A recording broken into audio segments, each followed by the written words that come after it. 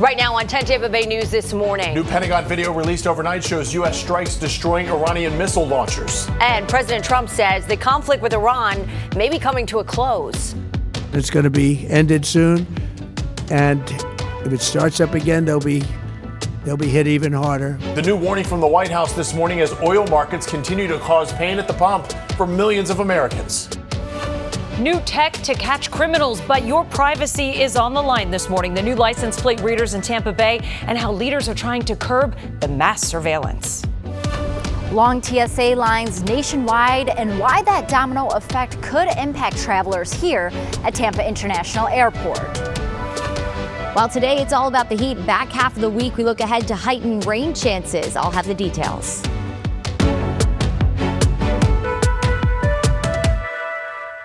Well, certainly a lot to get to. You're watching 10 Tampa Bay News on this Tuesday morning. I'm Jamison Newland. I'm Caitlin Lockerbie. Thanks for starting your morning with us. Let's get a check of your forecast before you head out the door.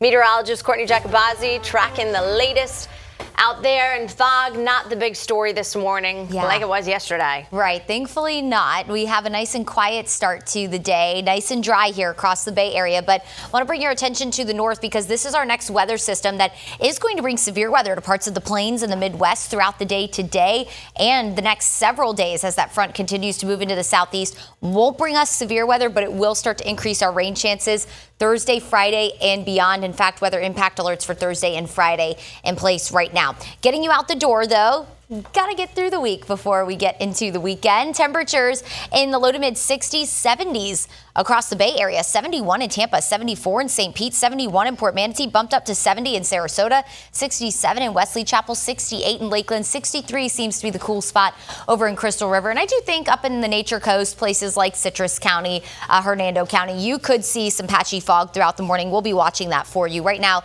you're in pretty good shape. Might be looking a little hazy up there. Taking you through the next 12 hours at 9 o'clock, we're closer to 70 degrees. By your lunch hour, we're already in the mid 80s. Highs today in the mid to upper 80s. Inland could reach the 90s today. Very low end rain chance at only 10% throughout the afternoon and evening.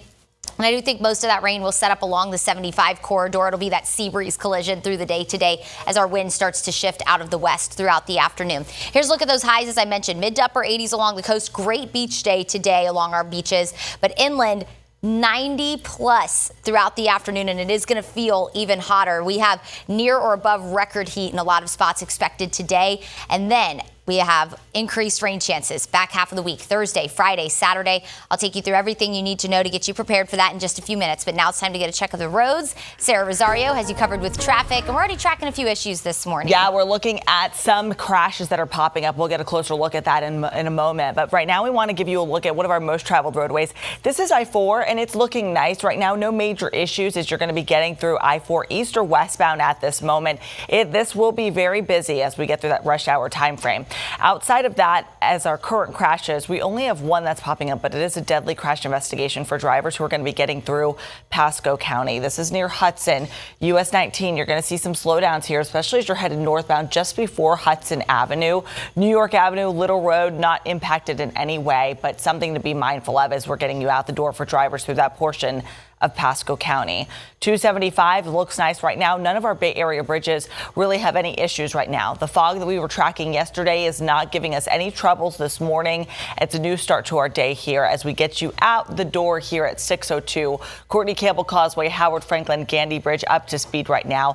As you're getting to the base of the Veterans Expressway, you may see some slowdowns in and around Tampa Airport, but no other major delays for you. That is a look at traffic right now. All right, thank you, Sarah. Going to check back with you shortly. Leading us off this morning, we're awaiting an 8 a.m. update on the conflict with Iran at the Pentagon from Secretary of Defense Pete Hegseth. President Donald Trump says the war with Iran could be nearing an end, but is warning Tehran would face more extreme consequences if it threatens the global oil supply. In a little over a week, the U.S. and Israel have struck Iran thousands of times. While you were sleeping, new video released there by the Pentagon shows U.S. strikes destroying Iranian missile launchers. The president doubled down on that threat last night on social media, warning, quote, death, fire, and fury will rain upon Iran if they do anything to stop the flow of oil through the Strait of Hormuz. We're expecting an update in just hours now from Secretary of Defense Pete Hegseth again at 8 a.m. We will carry it live for you on the 10 Tampa Bay News app. Now to your budget and the spike in gas prices shooting up again overnight, now sitting at more than $3.79 a gallon in parts of the Tampa Bay area. That's $1 higher than it was at the beginning of the month, with some of you paying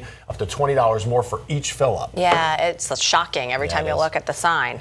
This also means the cost of diesel fuel is climbing, raising concerns for truck drivers who deliver many of the goods that we rely on. 10 Tampa Bay News spoke to several of them who say that the rise in prices, it's already hitting their wallets. And experts say if diesel fuel, the prices continue to climb, consumers are going to feel it too.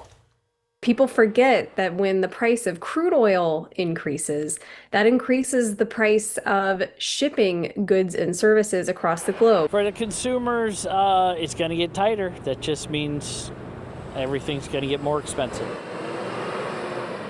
Well, Dr. Hall, the professor that you just heard from a moment ago, also says it's important to consider the possibility that oil shipments could be delayed. She adds markets react quickly because global trade is so interconnected, and factors like insurance costs and shipping risks will quickly drive oil prices even higher. Also new this morning, all JetBlue flights are back and operational this morning after the Federal Aviation Administration briefly grounded all flights very early this morning at the airline's request. The ground stop lasted just about 40 minutes before being lifted, and officials have not yet said what caused that disruption. We will continue to keep you updated on air, as well as our 10 Tampa Bay News app.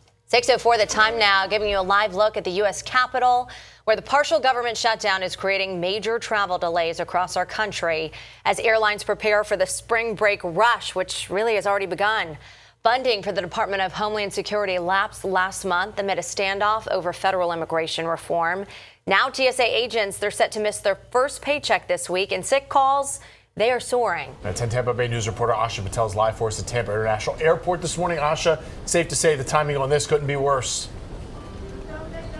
That's right, Jameson, especially with Tampa being a hot spot for spring breakers. So if you are planning on traveling soon, you may want to pay attention to this. Over the weekend, we saw several airports with extremely long TSA lines to the point that they were starting in the parking lot. Even though we didn't see that here at Tampa International Airport, it still affects us because you have to remember if there's a cancellation, delay, or an issue at another airport, that causes a domino effect all throughout the country. Now, for weeks now, the Transportation Secretary Administration has been dealing with staffing issues during the partial government shutdown impacting the Department of Homeland Security. TSA agents have been working without pay and some are calling off, leading to longer security lines at airports across the country.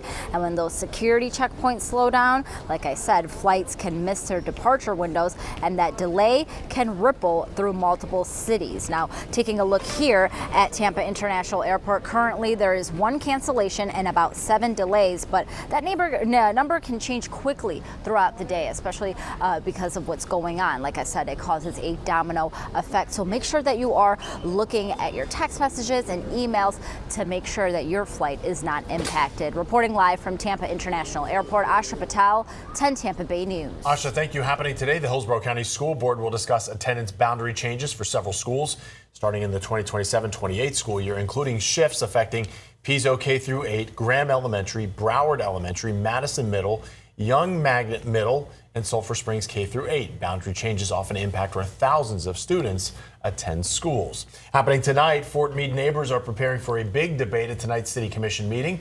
At issue, the first reading to approve a massive data center being built in their backyard. Yeah, 10 Tampa Bay's Jenny Dean is live in studio with us now. And Jenny, there are social media pages officially set up that are opposing this right now, but the tax benefits pretty hard to pass up. Absolutely, and this could mean as much as $100 million into the city's coffers to help pay for some basic services. But residents say that's just not worth the potential harm to their health and the water supply. And the worry is that the data center will use too much water in order to draw the extra power it needs. And overall, it would just disrupt their small town life. But the developer, Stonebridge, says the center will use 75% less water than some of the older facilities.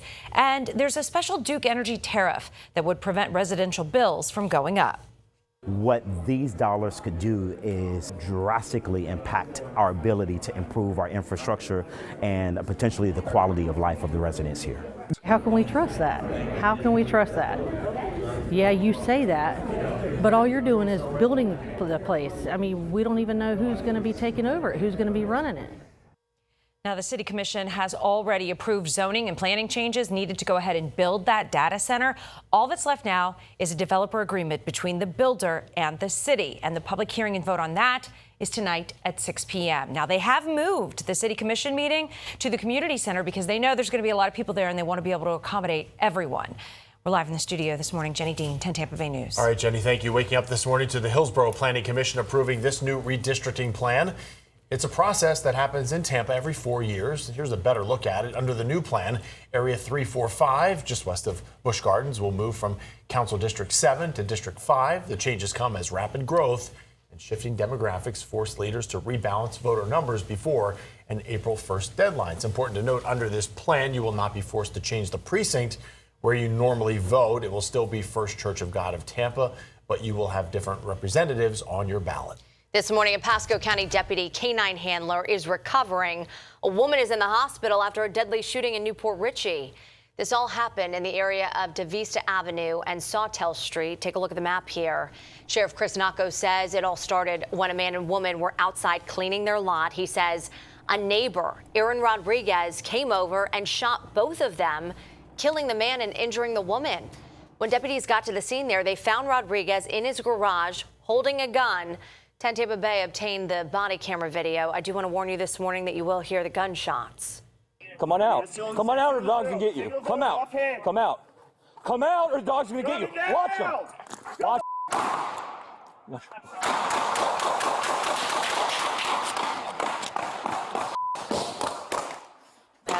I'm hit. A very tense and violent scene. The deputy is expected to be okay and does plan to return to the force. Investigators are now working to figure out why the situation escalated yesterday. Yeah, it's intense right there. All right, this week marks 5 years since Master Police Officer Jesse Madsen was killed in the line of duty. If you're driving downtown early this morning, the city of Tampa all lit up in blue in honor of his sacrifice. It was on March 9th, 2021. Madsen intentionally veered his patrol vehicle into the path of a wrong-way driver on I-275. You're seeing video right there of his procession there. Madsen was a U.S. Marine combat veteran. He was a husband, father of 3, and a 9-time life-saving award recipient. His badge number 507 was also retired. All right, time now 6:10 this morning. Breakups are tough, and this one is very difficult for us Buck fans this morning. Reactions still rolling in. After 12 iconic seasons and a Super Bowl ring, star wide receiver Mike Evans is reportedly leaving the Tampa Bay Buccaneers to join the San Francisco 49ers. Womp womp. I know. Yeah. We expected this, but it is weird.